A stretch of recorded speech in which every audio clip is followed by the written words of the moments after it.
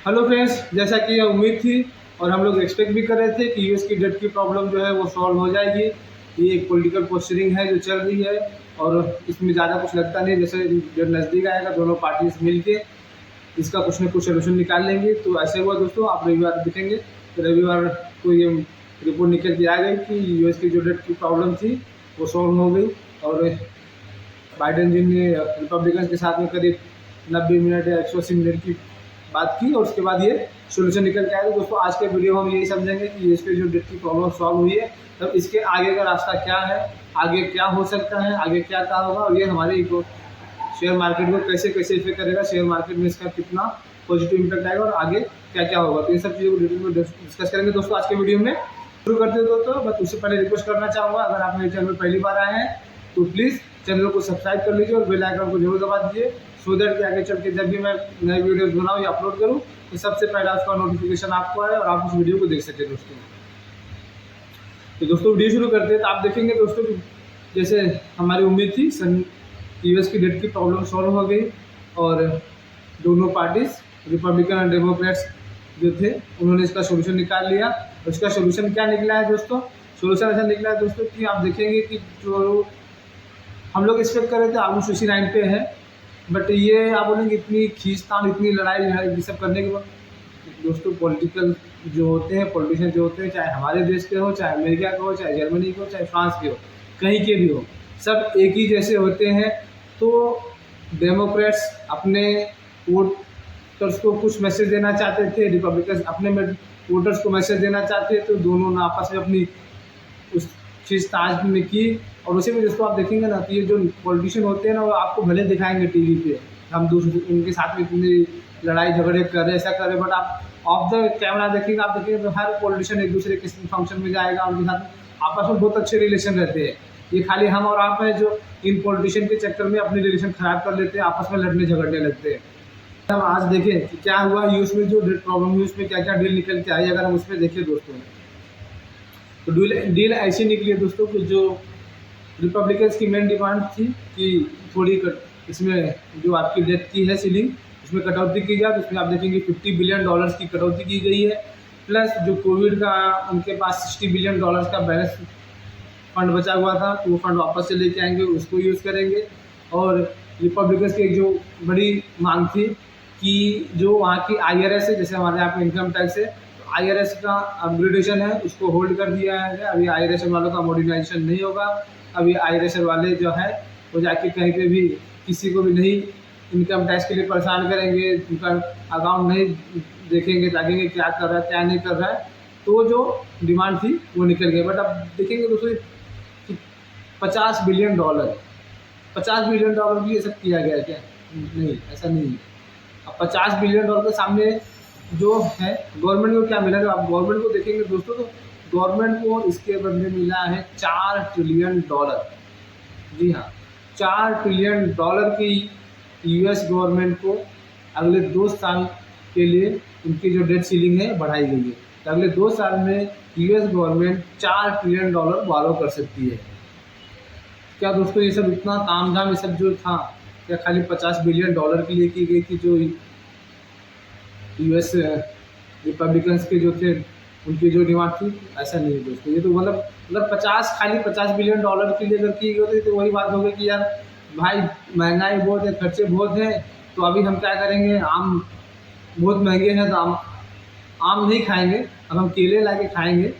और बट उसकी जगह होटल में हम वीकेंड में या हफ्ते में 3 बार या 4 बार 5 स्टार होटल में डिनर करने या लंच करने जाएंगे। अब ये तो वही है, मतलब इस पूरे डिटेल का अगर मैं सार निकालूँ तो कुछ ऐसा ही लग रहा है कि भाई मतलब आप $50 बिलियन कटौती किए, सामने $4 ट्रिलियन की उनकी जो मांग थी वो पूरी कर दी गई। ये वही है, मतलब खुदा पहाड़ निकली चुईया। ये बट कुछ नहीं था दोस्तों, तो खाली दोनों पॉलिटिकल पार्टीज जो थे एक कोशिश करी थी अपने वोट बैंक को थोड़ी मैसेज दे रही थी। अब जाके रिपब्लिकन्स वाले बोलेंगे देखा हमने $50 बिलियन बचा लिया, $50 बिलियन कम कर दिया। और बाइडेन भी बोलेंगे हमने $4 ट्रिलियन लोग क्या है आप लोगों के लिए, इस हिसाब से चलेगा दोस्तों। बट ये ऐसा नहीं होगा। ये मुझे ऐसा लगता है कि आने वाले समय में यूएस में एक बहुत ही बड़ी क्वांटिटी ईजिंग होने वाली है। अगर दोस्तों क्वांटिटी यूजिंग समझेंगे, क्वांटिटी ईजिंग क्या है, तो क्वांटिटी ईजिंग में क्या होगा दोस्तों कि सबसे पहले यूएस फेड जो है वो इंटरेस्ट रेट कम करेगा। तो जो इंटरेस्ट रेट है वो आज के दिन में जो 5.5% चल रहा है वो नीचे आएगा। तो 5% से इंटरेस्ट रेट घटना घटते वो क्या आएंगे क्वांटिटी यूजिंग में जीरो के आसपास में आएंगे, क्योंकि जीरो से नीचे तो जा नहीं सकते। तो अगर जीरो के आसपास में आ जाएंगे फिर वहाँ पर रुक जाएगा। और फिर उसके बाद क्या होगा दोस्तों, उसके बाद फिर वापस से डॉलर की छपाई होगी। फिर यूएस गवर्नमेंट वापस से डॉलर छापेंगे, वापस से सिस्टम में डॉलर डालेंगे। अब आप बोलेंगे ये डॉलर छापने का कहाँ से आ गया, तो मैं इसको बताता हूँ आपको कि डॉलर छापने की बात कहाँ से है। आज अगर हम देखें दोस्तों, आज के यूएस की जो टोटल डेट है वो कितनी है, $31 ट्रिलियन। और आज के दिन के जो उनके $31 ट्रिलियन है उसके 5%, उसके ऊपर आप 5% इंटरेस्ट हिसाब से देखेंगे तो करीब $1.5 ट्रिलियन उनको हर साल खाली इंटरेस्ट पे करने हैं, जो उनका वो $31 ट्रिलियन का उनका ये डेट है। और दोस्तों आप देखेंगे यूएस गवर्नमेंट की उनकी खुद की एक एजम्पशन है कि ये $31 ट्रिलियन है, उनकी डेप्थ है। 2030 तक ये इनकी जो डेट है वो $50 ट्रिलियन पहुंच जाएगी। इसका मतलब ये हुआ दोस्तों कि ये आने वाले समय में अगले 5-6 साल में 7 साल में ये 17-18 ट्रिलियन डॉलर अपनी डेट बढ़ाएंगे। बट ये 18 ट्रिलियन डॉलर आएगा कहाँ से, ये 18-19 ट्रिलियन इनको देगा कौन। और इसका मतलब कि अगर ये आप जिस हिसाब से देखेंगे तो हर साल इनका करीब 2-2.5 ट्रिलियन डॉलर हर साल इनकी डेट बढ़ेगी आने वाले 5-6 साल में। तो अगर ये हम देखें दोस्तों कि ये जो 18 ट्रिलियन 19 ट्रिलियन डॉलर इनको लेके आना है तो लाएंगे कहाँ से। अगर हम देखें कहाँ से किससे बोरो करेंगे, अगर हम चाइना देखें तो चाइना की खुद की इकॉनमी आज के दिन पे करीब 16-17 ट्रिलियन डॉलर की है। जापान आप देखेंगे तो जापान की इकॉनमी करीब 4.5-5 ट्रिलियन डॉलर की है।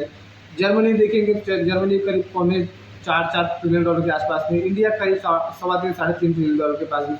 मतलब और यूएस की खुद की आप देखें इकॉनमी, वो उनकी खुद की इकॉनमी करीब 26-27 ट्रिलियन डॉलर की है। मतलब मार्केट है कहाँ, इतना पैसा ये लाएंगे कहाँ से। अगर इतना पैसा लाएंगे नहीं कहीं से मिलेगा नहीं तो क्या होगा, इनको डॉलर ही छापना पड़ेगा। तो आप देखेंगे दोस्तों कि ग्लोबली इतना पैसा ही नहीं है, पूरे ग्लोबल में मतलब पूरे वर्ल्ड में इतना पैसा ही नहीं है कि आप उतना पैसा बोरो कर सके। और उनकी भाई और दूसरी चीज़ में दोस्तों आप बोलेंगे कहाँ से आया 50 ट्रिलियन डॉलर, 50 ट्रिलियन कैसे होगा। दोस्तों ये मैं नहीं बोल रहा हूँ, ये अमेरिकन गवर्नमेंट यूएस फेड की जो डॉक्यूमेंटेड है, यूएस फेड की जो बैलेंस शीट है, जो फ्यूचर प्रोजेक्टेड बैलेंस शीट है, यूएस गवर्नमेंट की जो बजट है डॉक्यूमेंट्स है, उसमें लिखा हुआ है कि 2030 तक यूएस गवर्नमेंट का डेट जो है वो 50 ट्रिलियन डॉलर होगा। और इसके ऊपर दोस्तों में देखेंगे तो आप यूएस गवर्नमेंट प्रेसिडेंट जो है जो बाइडन, उनकी भी 2-3 स्टेटमेंट इसमें उन्होंने कहा है कि 2050 तक हमारी जो डेट है वो 50 ट्रिलियन डॉलर तक हो जाएगी। तो आप देखेंगे दोस्तों, तो इसके लिए इनके पास दूसरा कोई रास्ता नहीं है जिसके सिवाय कि ये डॉलर छापे। अब आप बोलेंगे नहीं नहीं ये डॉलर नहीं छापेंगे, डॉलर छापेंगे तो वापस से महंगाई आ जाती है, इन्फ्लेशन बढ़ जाता है, तो सब हो जाता है। ठीक है चलो आपकी हम बात हम मान लिए कि ये डॉलर नहीं छापेंगे, नहीं तो डॉलर छापेंगे तो इन्फ्लेशन बढ़ जाएगा। ठीक है आपकी बात मान ली। बट ये जो आज के दिन पे 31 ट्रिलियन डॉलर है उसके सामने उनको जो 1.5 ट्रिलियन डॉलर हर कोई साल इंटरेस्ट रीपे करना है वो, तो आप उसको भी बोलेंगे कि नहीं नहीं ये जो आप इंटरेस्ट रेट पकड़ रहे हो ये 5% इंटरेस्ट रेट नहीं रहेगा, ये इंटरेस्ट रेट नीचे आ जाएगा, इसको आप 2% करो। तो ठीक है आपकी वो भी बात मान लिया कि इंटरेस्ट रेट नीचे आएगा 2% हो जाएगा। वहाँ पे जो 1.5 ट्रिलियन दे रहे वो हो सकता है 900 बिलियन डॉलर या 1 ट्रिलियन डॉलर जो भी हो वो देंगे। आपकी वो भी बात मान लिए। चलो दोस्तों आपकी सबकी बात मान ली। बट जो है ना बहुत बड़ा है। बट जो गवर्नमेंट ने उनकी फ्यूचर प्लान्ड एक्सपेंसेस हैं जो उन्होंने ऑलरेडी प्रोजेक्शन करके रखे हैं वो तो उनको करने पड़ेंगे। उसके लिए पैसा कहाँ से आएगा। अगर आज के दिन पे यूएस की जो डिफेंस बजटिंग है आप उसको जो वहाँ पे आप उनके जो इंफ्रास्ट्रक्चर पे खर्चा है, जो रोड पे खर्चा है, जो एजुकेशन पे खर्चा है, जो हेल्थ पे खर्चा है, जो डिफेंस पे खर्चा है, वो तो नहीं कटौती होगी, वो तो उनको करनी पड़ेगी। और वो हर साल आप देखेंगे कुछ न कुछ तो उनको बढ़ाना पड़ेगा। एक ही चीज़ पे स्टैगनेंट तो नहीं रह सकते, एक ही लेवल पे रह नहीं सकते, वो हर साल कुछ न कुछ तो बढ़ेगा। अगर 1% या 2% भी बढ़ेगा तो 1% 2% की पैसे की रिक्वायरमेंट तो होगी, वो पैसा तो चाहिए रहेगा गवर्नमेंट को, वो पैसा कहाँ से आएगा?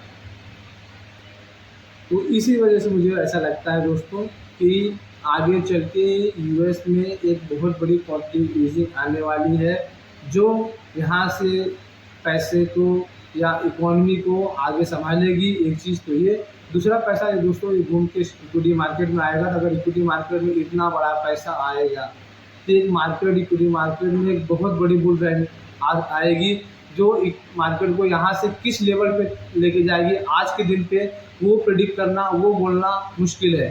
बट अगर ये क्वांटिटी ईजिंग आती है, इनको ये करना ही पड़ेगा, क्योंकि आप देखेंगे आज इंटरेस्ट रेट इतने हाई है जिसकी वजह से लगातार हो रहा है, उनकी इकोनॉमी थोड़ी गिर रही है। आगे चल के जैसे इकोनॉमी गिरेगी, इन्फ्लेशन कूल ऑफ होगा, फिर वापस ये क्वांटिटी इंटरेस्ट रेट कम करेंगे, इकोनॉमी सुधारने के लिए वापस से डॉलर छापेंगे, चलता ही रहेगा दोस्तों, ये ऐसे ही होता है। तो अगर अगले देखिए अगले 6-7 साल में अगर इतना पैसा मार्केट में आएगा या आने वाला है, तो मार्केट में जो रैली आएगी वो रैली किन कंपनियों को ज़्यादा फायदा पहुंचाएगी, किन कंपनियों में ज़्यादा रिटर्न बनेगा, किस सेक्टर में ज़्यादा पैसा बनेगा। तो आप इसमें देखेंगे ना दोस्तों कि आप जो नई कंपनियां हैं जो जिसमें ग्रोथ ओरिएंटेड है, जिसमें आज के दिन पे आपको उतना नहीं दिखेगा। जैसे फॉर एग्जाम्पल मैं बोलता हूँ कि डाउ जोन्स पे जो कंपनियां लिस्टेड वो इतना शायद ना बढ़ेगी, लेकिन नेस्डेक की जो कंपनियां हैं वो ज़्यादा ग्रो करेंगी, क्योंकि ये जो रैली होगी दोस्तों ये नई कंपनियां ग्रोथ ओरिएंटेड जो थोड़ा अच्छे से ग्रो करेंगी। आप उस अगर हम इंडियन कॉन्टेक्स्ट में देखें, इंडियन कॉन्टेक्स्ट में देखेंगे दोस्तों, तो इंडियन कॉन्टेक्स्ट में वो कंपनियां जो आज के दिन पे थोड़ी स्टेबलाइज हो रही हैं, आगे उनमें टर्न अराउंड का चांसेस दिख रहा है, जिसमें ग्रोथ ओरिएंटेड दिख रही है, उन कंपनियों में आप देखेंगे तो ज़्यादा पैसा बनेगा, उन कंपनियों में ज़्यादा पैसा आएगा, वो कंपनियाँ ज़्यादा ग्रो। बट आप इसका एक ये भी है दोस्तों डर है, या कुछ लोग बोलते हैं कि इसका मतलब ये जो बबल बन रहा है, ये बबल क्या बस्ट हो जाएगा, सब खत्म हो जाएगा? तो उसका एक आंसर ये रहेगा दोस्तों, अभी आज के दिन भी फिलहाल कुछ भी चीज़ 100% श्योर नहीं होती। बट आप देखिए कि यूएस इकॉनमी जो है, यूएस जो है एक डेमोक्रेटिक कंट्री है, वो अपनी कंट्री को ऐसे डिफॉल्ट नहीं होने देंगे, वो कुछ ना कुछ करते रहेंगे, एक चीज़ तो ये। दूसरा दोस्तों, जो अगर आपका नए जो इनोवेशन होते हैं, नए जो आपके आते हैं प्रोडक्ट्स, वो क्या होते हैं, लोगों की प्रोडक्टिविटी बढ़ा देते हैं। अब जैसे मैं बोलता हूँ 2001-2 में जब आईटी की बूम आई थी, आईटी ने इतना ग्रोथ किया था, तो उसने क्या किया था, उसने लोगों की प्रोडक्टिविटी बढ़ा दी थी, लोगों को काम करने की क्षमता बढ़ गई, जिसकी वजह से आप देखेंगे जो यूएस में ये रियलिटी का जो कोलैप्स हुआ वो 7-8 साल पीछे से रख गया, तो तुरंत नहीं आया। इसे दोस्तों अगर ये जो नई AI, चैट जीपीटी, ये सब टेक्नोलॉजीज आ रही है, कि अगर ये सब एक्सपेंशन करती है तो इससे क्या होगा, लोगों की प्रोडक्टिविटी बढ़ जाएगी और वो मार्केट में लोगों को काम करने की क्षमता बढ़ जाएगी, लोगों को पैसा आएगा, तो इस आपकी चीज़ें आगे आगे सरकती जाएगी रहेंगी। और वैसे भी दोस्तों अगर ये चीज़ अगर होनी भी है, अभी नहीं होनी, अगली मतलब 25 साल 30 साल बाद होगी, तो जब 25 साल 30 साल बाद होगी तब देखेंगे। अभी तो फिलहाल हमें जो नियर बाय दिख रहा है, तो नियर बाय को पकड़ के चलते हैं कि नियर बाय में अगले 5 साल 7 साल में हमें क्या लगता है, क्या हो सकता है। तो इसके आपसे देखिए दोस्तों, तो एक चीज़ ये कि यूएस हमारे इक्विटी मार्केट के ऊपर से एक बहुत बड़ा ओवरहैंग बना हुआ था कि यूएस की डेट सीलिंग वो हट गई है, और आगे चल के ऐसा लगता है कि यूएस में एक बड़ी क्वांटिटी ईजिंग आएगी, जिससे मार्केट में लिक्विडिटी आएगा। और ये लिक्विडिटी आएगी दोस्तों, आप देखेंगे मोस्टली ये लिक्विडिटी उन स्मॉल कैप मिड कैप जो कंपनी है उनको ज़्यादा चेस करेंगी, क्योंकि जब रिस्क ऑन ट्रेड होता है तो रिस्क ऑन ट्रेड जो होता है उसमें ज़्यादा पैसा आपके स्मॉल कैप मिड कैप में जाते हैं, ना कि आपके लार्ज कैप में जाते हैं। तो आप देखेंगे आने वाले समय में आपके स्मॉल कैप और मिड कैप में बहुत अच्छे पैसे बनने के चांसेस हैं। अगर तो स्मॉल कैप मिड कैप में वो कंपनियां आप देखिए जो आगे जिसमें फ्यूचर दिखता है, जो ग्रोथ ओरिएंटेड है, उसमें अगर आप इन्वेस्ट करेंगे अगले 2 साल 5 साल की व्यू से, तो उसमें बहुत ही बड़ी रैली आ सकती है दोस्तों। ये रहा एक हमारा यूएस में जो डेट सीलिंग हुई है उसके ऊपर एनालिसिस, और उसका क्या क्या इम्पैक्ट होगा, कैसे होगा, किस सेक्टर में होगा, इसके ऊपर हमने एक डिटेल एनालिसिस किए। तो बाकी मिलते हैं दोस्तों अगले वीडियो में। अगर आपको वीडियो अच्छा लगा तो एक बार लाइक जरूर कर दीजिए। तब तक के लिए आपको धन्यवाद, थैंक यू, जय हिंद।